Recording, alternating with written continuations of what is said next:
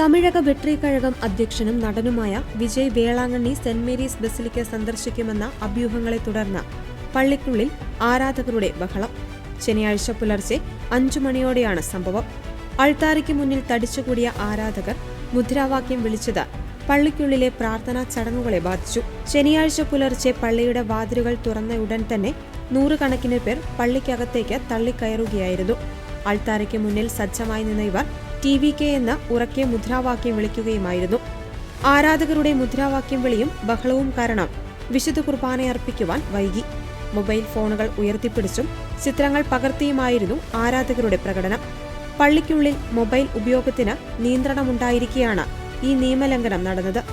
ആരാധകരുടെ ഈ പെരുമാറ്റത്തിൽ അമ്പരന്ന വൈദികൻ പ്രാർത്ഥനയ്ക്കെത്തിയ മറ്റു വിശ്വാസികൾക്ക് ബുദ്ധിമുട്ട് ഉണ്ടാക്കരുതെന്നും വിശുദ്ധമായ ചടങ്ങുകളെ തടസ്സപ്പെടുത്തരുതെന്നും ആവശ്യപ്പെട്ടു. തുടർന്ന് അധികൃതരെത്തി ഇവരെ അനുനയിപ്പിച്ച് പള്ളിക്ക് പുറത്തേക്ക് മാറ്റുകയായിരുന്നു.